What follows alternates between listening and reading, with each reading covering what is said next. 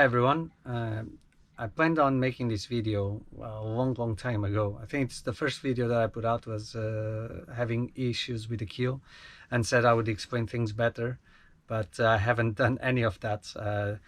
Yesterday we were supposed to leave to the Caribbean, but I was really uncomfortable with the weather window, so we decided to stay in. All the other boats left, but we didn't. The boat is ready, everything is good. Now I actually have some time, so I thought might as well do the video that I promised probably a year ago. So the video is all about the first time that the boat bankrupted us, which has all to do with the keel issues.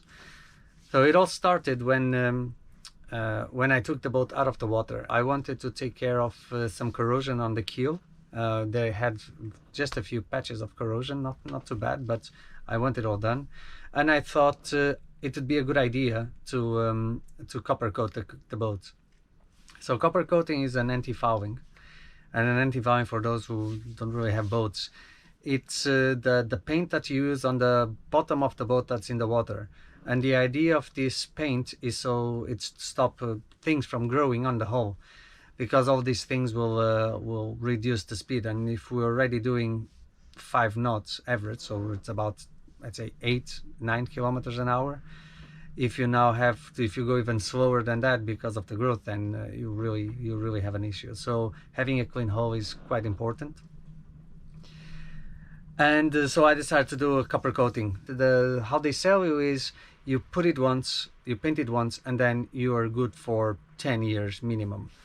And I thought, well, I quite like the idea, because every time we needed to get the boat out of the water to apply the anti-fouling, which was every year, that would cost you at minimum £600 where we were. So I really like the idea of leaving the boat in the water for longer. So I also thought, well, let's try to do the job myself. So I got the boat out of the water, and I got the boat sandblasted to take all the old anti-fouling away. The boat has what's called a recessed keel, which is the keel goes, there's a recess on the hull where the keel goes into, and then it all secured by bolts. On the recess there is going to be quite a gap between the keel and the hull, and all of that is sealed with some flexible sealant. So it was quite a pain to get all of that out, but we managed to. And the reason I really wanted to get that out is because I saw corrosion coming from between the sealant and the keel. So got all of that out. I started prepping the material, the metal, with primer. It all went well, but this was done in Port Edgar Marina, and there is no way we could protect the boat or take the boat into a hangar or to do the paint job.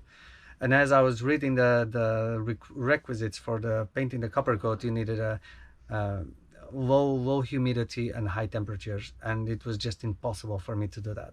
So at the end I decided to ship the boat, in fact, to a place called Silvers Marine.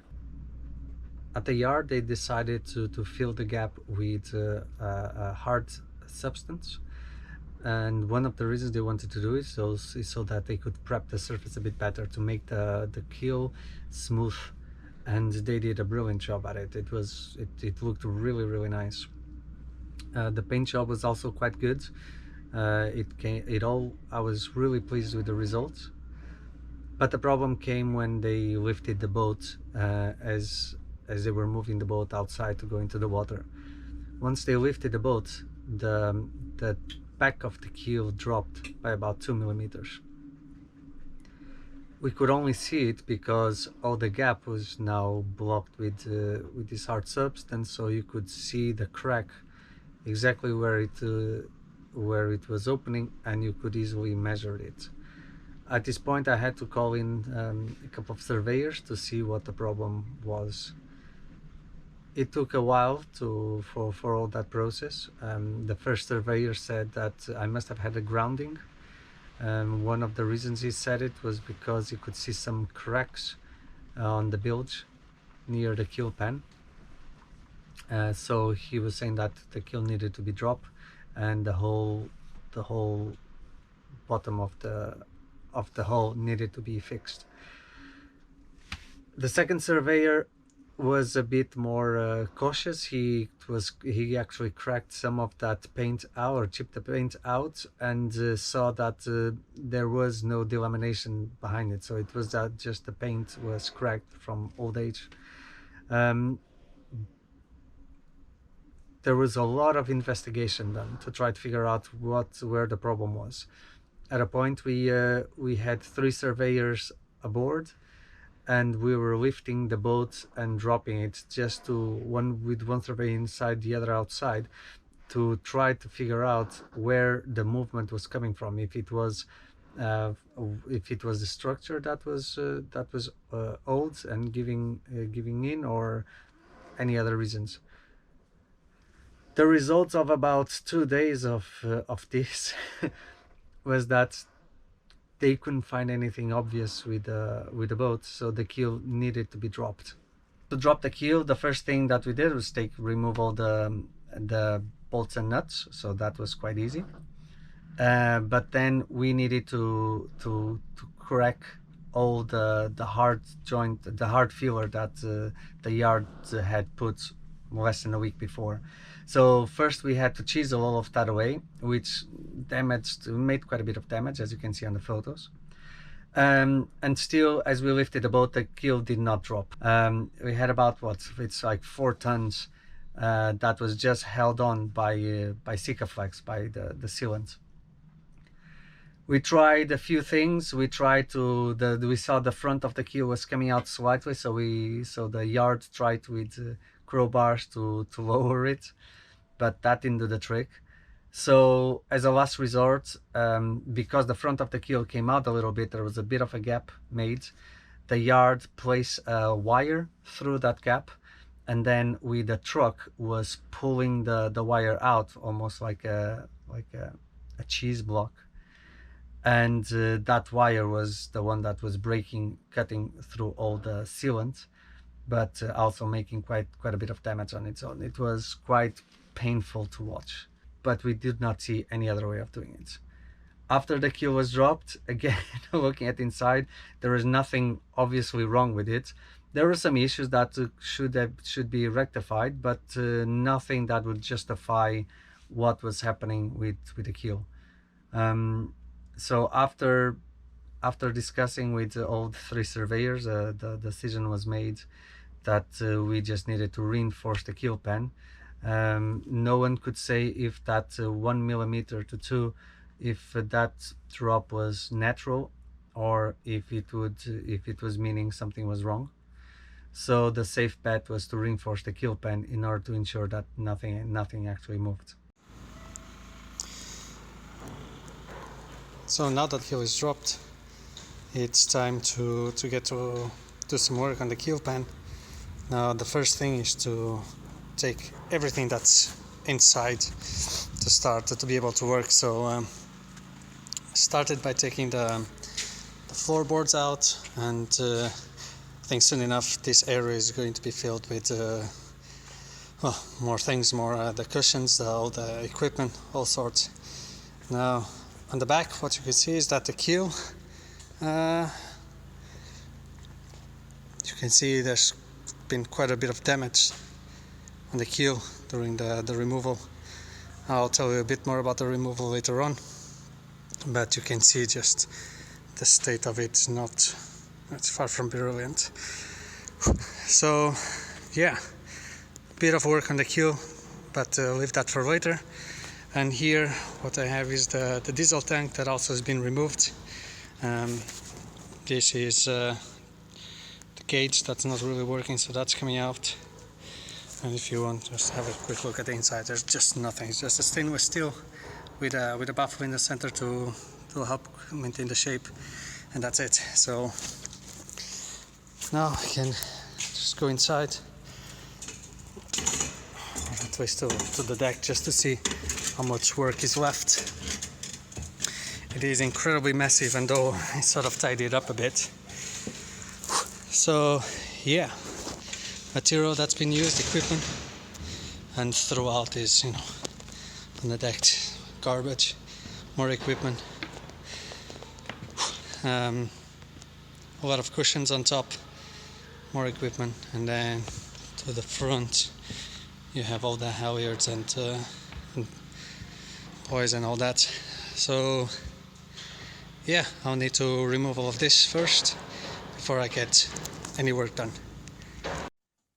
Right, so we're now inside the boat, and what I need to sort is this, the bilge. And now part of the work that I need to do is to reinforce all this central keel pen, it's called, and reinforce the floors and also reinforce the stringers. Now to do that, I've already started here. What I need to do is to take all the paint and prepare the fiberglass so it can be applied, so epoxy can be applied to it. The problem, as you see, is that there are plenty of cables. All of this that you see are electrical cables. Here we have some plumbing that connected to water tanks. And as we all walk forward, I mean, this is just a cabin that's supposed to sit here, where the diesel tank would sit there, and that will cover it. I'll have to remove tomorrow. But one of the issues that the surveyor mentioned was all these cables. As you can see,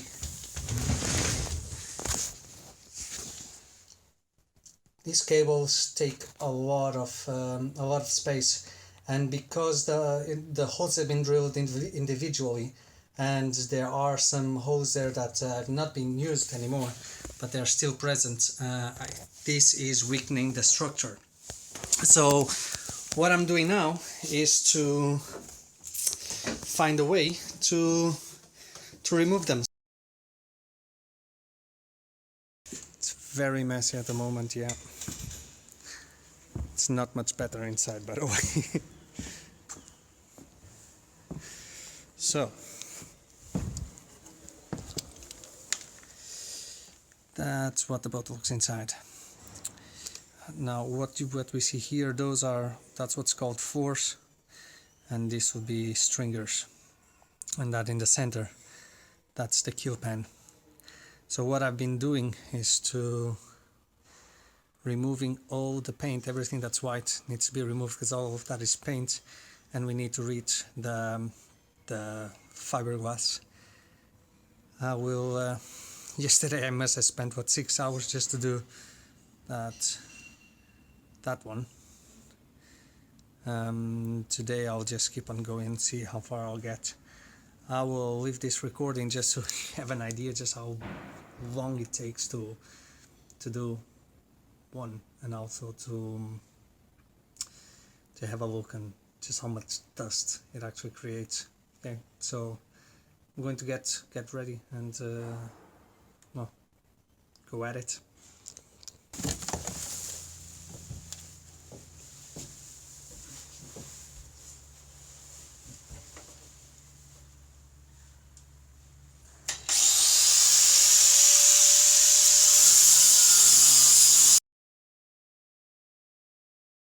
We did what the surveyors advised. We reinforced the keel pen. We also had to close and re-drill 3 of the holes on the keel pen for the keel nuts, and then put the boat back together. This time, instead of using a hard filler, we requested a soft filler to be used. And the boat was reassembled, sent back to Port Edgar, and put back in the water. All of this was a lot more expensive than I thought. Like I said, it definitely bankrupted me, but it was necessary because I couldn't sell the boat that way, and if I wanted to keep the boat, that work needed done. So it's good that I now have confidence on the keel. Interestingly enough, after the boat was in the water, we were getting ready to leave Edinburgh to go to Amsterdam, because at this point we were moving countries, and we ended up not being able to make the trip because the engine failed, and the yard was saying that we needed to remove the engine out of the boat or get a new engine. So But that's the story for bankruption number 2.